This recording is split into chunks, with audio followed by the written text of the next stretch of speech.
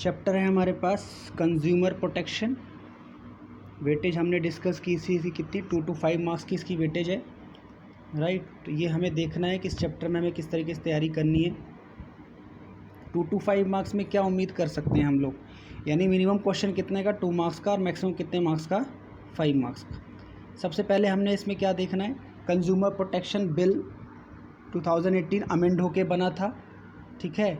सबसे पहली चीज़ हमने इसमें क्या पढ़ा था, सबसे पहला हमने देखा था कि अगर हमारे साथ कोई प्रॉब्लम हो जाती है, अगर हम कंज्यूमर हैं या कोई भी ऐसा ऑर्गेनाइजेशन क्या शिकायत कर सकता है। हाँ जी, कोई भी शिकायत कर सकता है कंज्यूमर फोरम में, और वो कौन हो सकता है, एनी कंज्यूमर हो सकता है, रजिस्टर्ड कंज्यूमर एसोसिएशन हो सकता है, सेंट्रल गवर्नमेंट हो सकती है, स्टेट गवर्नमेंट हो सकती है, एनी वन और मोर कंज्यूमर मिल के जा सकते हैं कंज्यूमर फोरम में, और उसका लीगल हायर जा सकता है कंज्यूमर का। लीगल हायर का क्वेश्चन तब उठता है जब क्या प्रॉब्लम हो गई, वो कंज्यूमर रहा ही नहीं, मतलब कंज्यूमर के साथ कोई प्रॉब्लम हो गई और वो अब पिक्चर में रहा ही नहीं, तो अब कौन जाएगा, उसका लीगल रिप्रेजेंटेटिव जाएगा। नेक्स्ट क्वेश्चन आता है हमारे पास कि किसके अगेंस्ट हम शिकायत कर सकते हैं। Against whom complain can be file, तो 2 लोगों के अगेंस्ट हम लोग शिकायत कर सकते हैं। सेलर, चाहे वो मैन्युफैक्चर ही क्यों ना हो, चाहे डीलर ऑफ गुड्स क्यों ना हो, है ना, और जिसने भी हमें सर्विस दी है, जिससे हम नाखुश हैं, जिसने पर्सन हमने सर्विस दी है और उसकी सर्विस में क्या है, कोई ना कोई कमी है, डेफिशिएंसी इन सर्विस है, तो हम किसी के अगेंस्ट केस कर सकते हैं, चाहे वो ट्रेडर हो, चाहे मैन्युफैक्चरर हो, चाहे वो कोई भी पर्सन हो जिसने गुड्स हमें सप्लाई की है। और सर्विस के केस में जो भी पर्सन है जिसने हमें सर्विस दी है और उसकी सर्विस से हम खुश नहीं हैं। नेक्स्ट हमारे पास टॉपिक आता है रेमेडीज़ या relief available to customer. Question आता है कि जब हम कंज्यूमर फोरम में जाएंगे तो हमें क्या क्या रिलीफ कंज्यूमर फोरम देगा, इसे रेमेडी बोल लो आप या रिलीफ बोल लो। तो इसका मैंने कोड बताया था आपको 3RC, कोड क्या बनाया था 3RC। कैसे याद किया था हमने, बताइए। R फॉर 3RC बताइए, R for remove, R for replace, R for refund, ये 3 R इसमें कवर हो जाते हैं। आपको कोर्ट कंज्यूमर फोरम बोलेगी जिसने गाड़ी हमें दी है, या तो उसका डिफेक्ट रिमूव करो, या गाड़ी रिप्लेस करो कस्टमर की, या उसके पैसे वापस करो।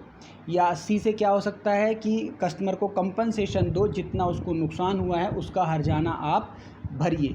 तो ये हमारे पास रेमेडी आती है जब भी हम कंज्यूमर फोरम में जाते हैं। नेक्स्ट हमारे पास टॉपिक आता है जो मेन है इस चैप्टर का, और वो है rights of consumer. Rights of consumer में हमारे पास कितने राइट्स हैं, टोटली हमारे पास 6 राइट्स हैं, और उसको हम 1 by 1 देखते हैं। सबसे पहला राइट हमने पढ़ा था क्या, right to safety. Right to safety क्या है जी, राइट टू सेफ्टी कहता है कि हमारे पास ये राइट है कि जैसे इलेक्ट्रिकल अप्लाइंसेस हैं या कुछ ऐसी टेक्नोलॉजिकल चीज़ें हैं, उसको यूज़ करने से पहले कस्टमर को उसके बारे में बताना चाहिए, हमें उसको कैसे यूज़ करना है, या कोई मेडिसिन है कैसे खानी है, या कोई इक्विपमेंट्स को कैसे चलाना है, ताकि हमें उससे कोई फिज़िकल हार्म ना हो, राइट। उसके बाद दूसरा हमारे पास राइट क्या है, right to be inform. Right to be inform का मतलब है हमारे पास ये राइट है कि हम इन्फॉर्मेशन की जानकारी ले सकते हैं। आपकी रिस्पॉन्सिबिलिटी बनती है, आप कौन है, मार्केटर ऑफ द प्रोडक्ट, आप हमें प्राइस बताइए, मैन्युफैक्चरिंग डेट बताइए, एक्सपायरी बताइए, रजिस्टर्ड मोबाइल नंबर दीजिए, और अगर कोई कंप्लेन हमें करनी है तो हमें कस्टमर केयर एग्जीक्यूटिव का नंबर दीजिए। और ये सब कहाँ होती है चीज़ें बताइए, कंपनी लेबलिंग में मेंशन करती है, प्रोडक्ट की लेबलिंग, जो हमने कहाँ पढ़ा था, मार्केटिंग मैनेजमेंट के चैप्टर में। उसके बाद एक टॉपिक आता है राइट टू बी हर्ड। एक राइट हमारे पास है right to be heard. Right to be heard का मतलब क्या हुआ कि हमें पास सुनवाई का अधिकार है, हमारी बात को सुना जाए, हमारी कंप्लेन को दाखिल किया जाए, राइट। तो ये हमारे पास राइट है। आपको कंज्यूमर फोरम मना नहीं कर सकता कि आपका नुकसान बहुत छोटा है, या आप बाद में आइए, या आपकी शिकायत नहीं लिखी जाएगी। दिस इज़ आर राइट कि हम कंप्लेन कर सकते हैं।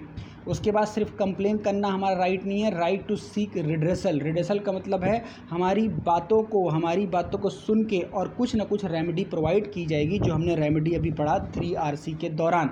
तो वो जो 3RC है वो हमारे ऊपर लगाई जाएगी और हमें हमारा पैसा हर्जाना के रूप में दिया जाएगा। नेक्स्ट हमारे पास राइट क्या आता है जी, राइट टू कंज्यूमर एजुकेशन। हमारे पास ये अधिकार है कि चाहे हम गुड्स खरीदें या न खरीदें, हमें आपको कंज्यूमर एजुकेशन, एजुकेशन देनी पड़ेगी। एजुकेशन मतलब क्या, नई नई information about the product, market की नॉलेज, शेयर की नॉलेज, है ना, और प्रोडक्ट क्या है, प्रोडक्ट की यूएसपी क्या है, प्रोडक्ट का जेन्युइन बायर कौन है, या प्रोडक्ट का सेगमेंट क्या है, ये इन्फॉर्मेशन हमें थ्रू आउट कंपनी देगी, चाहे हम प्रोडक्ट को खरीदें या ना खरीदें। क्लियर। नेक्स्ट हमारे पास क्या आता है, कंज्यूमर की रिस्पॉन्सिबिलिटीज़ क्या हैं। तो मैंने आपको बताया था, जब भी हम अपने राइट को एक्सरसाइज करते हैं, हम अपने अधिकारों को तभी यूज़ कर सकते हैं जब हमने क्या किया हो, अपनी रिस्पॉन्सिबिलिटी या अपनी जिम्मेदारियों को पूरा किया है। तो कंज्यूमर कोर्ट हमें कहता है, कंज्यूमर एक्ट हमें कहता है कि आपकी रिस्पॉन्सिबिलिटी है कि बाय ओनली स्टैंडर्डाइज प्रोडक्ट। आप कोशिश कीजिए कि आप स्टैंडर्ड प्रोडक्ट खरीदिए, जेन्युइन प्रोडक्ट खरीदिए, ब्रांडेड प्रोडक्ट खरीदिए, जिसमें आपको डाउट ना हो कि वो कंपनी फ्रॉडलेंट है, वो प्रोडक्ट जेन्युइन नहीं है, जिससे आप पहले से ही क्या रहें, सतर्क रहें। तो ये हमारी रिस्पॉन्सिबिलिटी है कि हम एक जेन्युइन प्रोडक्ट को खरीदें। दूसरी चीज़ हमें क्या करनी है कि हम लेबल को ज़रूर पढ़ें। हर कंपनी प्रोडक्ट की इन्फॉर्मेशन लेबलिंग में देती है ना, जैसा कि हमारा राइट था, तो हमारी जिम्मेदारी बनती है कि हम प्रोडक्ट खरीदने से पहले या खरीदते टाइम उसकी लेबलिंग को पढ़ें, उसकी मैन्युफैक्चरिंग डेट को पता लगाएं, उसका MRP चेक करें, और ये एश्योर करें कि प्रोड्यूसर हमें सही इन्फॉर्मेशन ही दे रहा है या उसका कोई गलत इन्फॉर्मेशन नहीं दे रहा।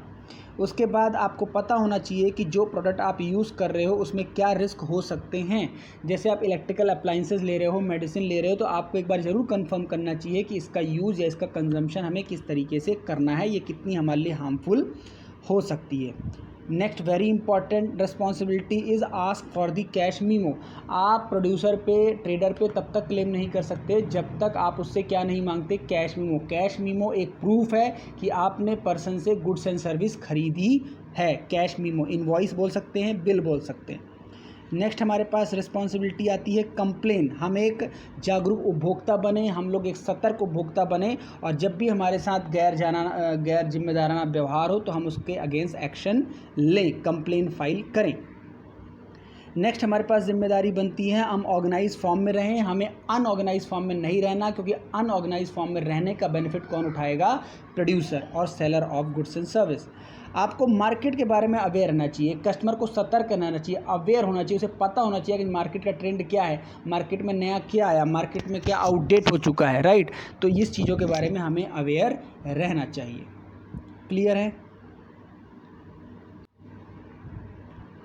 उसके बाद हमारे पास एक नेक्स्ट इंपॉर्टेंट टॉपिक आता है, वेरी वेरी इंपॉर्टेंट, और वो है हमारे पास कंज्यूमर फोरम की 3 रिड्रेसल मशीनरी। 3 रिड्रेसल मशीनरी में कौन कौन हमारे पास हैं जहां हम अपनी शिकायतों को लेके जा सकते हैं। डिस्ट्रिक्ट फोरम है, स्टेट फोरम है और नेशनल फोरम है। डिस्ट्रिक्ट फोरम को किसने सेटअप किया, स्टेट गवर्नमेंट ने सेटअप किया। इसमें एक मेंबर है, इसमें एक प्रेसिडेंट हैं, 2 अदर मेंबर हैं, जिसमें एक लेडी का होना ज़रूरी है। इसमें हम जा सकते हैं जब वैल्यू ऑफ गुड्स, जो क्वेश्चन है, जो सर्विस है, जिसका हर्जाना जुर्माने की बात चल रही है, 20 लाख से ऊपर नहीं होना चाहिए। नेक्स्ट प्रोसेस सब में सेम है। प्रोसेस क्या होगा, प्रोसेस ये होगा कि जब भी आप कंज्यूमर फोरम में जाएंगे, शिकायत करेंगे, तो कंज्यूमर फोरम उस पार्टी के अगेंस्ट क्या भेजेगी, बताओ, नोटिस भेजेगी, और ये बोलेगी कि आपके अगेंस्ट शिकायत आई है, आप हमें अपने प्रोडक्ट का सैंपल भेजिए। उसके बाद एक्शन का पॉइंट तीनों में सेम है। एक्शन यही होगा कि जो कंज्यूमर फोरम एक्शन लेगी वो किस बेस में लेगी, जो भी रिपोर्ट लैबोरेटरी से आएगी। मैंने इसमें मैगी का केस बताया था जो उस पर बैन लगा था। एग्रीड पार्टी, अगर आप फैसले से खुश नहीं हैं तो आप एग्रीड पार्टी कहलाएंगे, चाहे आप हो या कंज्यूमर हो या वो प्रोड्यूसर हो। तो आप कहाँ जा सकते हैं, नेक्स्ट लेवल में जा सकते हैं। नेक्स्ट लेवल का मतलब, अगर डिस्ट्रिक्ट से खुश नहीं है तो स्टेट में चले जाइए, स्टेट से खुश नहीं है तो कहाँ चले जाइए, नेशनल फोरम में। 30 दिन के अंदर आपको नेक्स्ट अथॉरिटी में जाना है। डिस्ट्रिक्ट से कहाँ जाना है, स्टेट, तो 30 दिन में। स्टेट से कहाँ जाना है, नेशनल, 30 दिन में। और नेशनल से खुश नहीं है तो आगे जा सकते हैं कहाँ, सुप्रीम कोर्ट के पास, 30 दिनों के अंदर। उसके बाद अगर स्टेट कमीशन की बात करें तो क्या कहता है, इसको भी स्टेट गवर्नमेंट ने सेटअप किया। इसमें प्रेसिडेंट है और 2 अदर मेंबर्स में एक लेडी का होना ज़रूरी है। इसमें गुड्स एंड सर्विस क्या है, 20 लाख से ऊपर और 1 करोड़ तक की limit.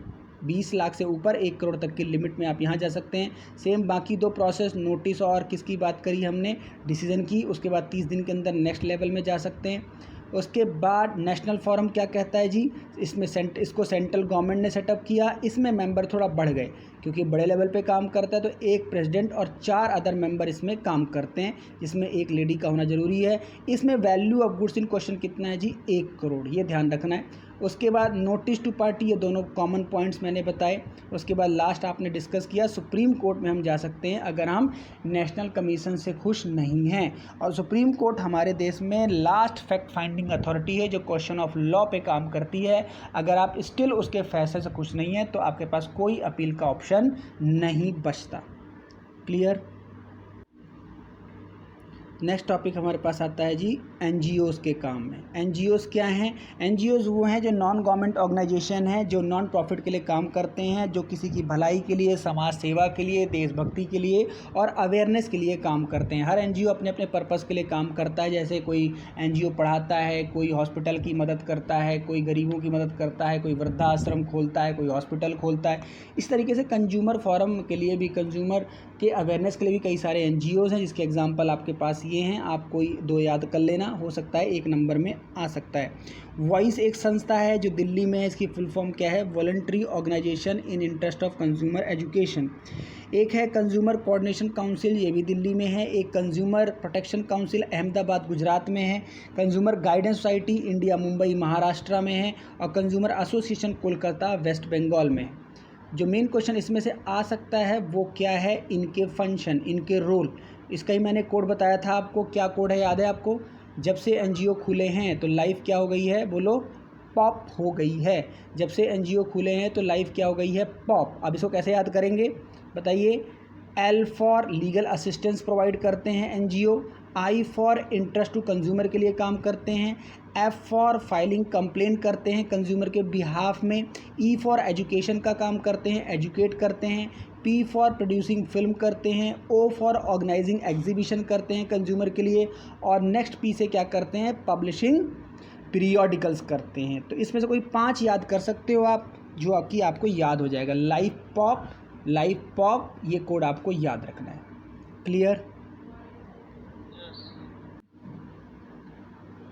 Importance of consumer protection, last topic. इसको 2 एंगल से पढ़ना है। एक ऑर्गेनाइजेशन के लिए क्या इंपॉर्टेंस है कंज्यूमर प्रोटेक्शन की, और एक ऑर्गेनाइजेशन और कंज्यूमर के लिए क्या इंपॉर्टेंस है। पहले देखते हैं ऑर्गेनाइजेशन के लिए कंज्यूमर प्रोटेक्शन क्यों ज़रूरी है। पहला इसका पॉइंट है लॉन्ग टर्म इंटरेस्ट।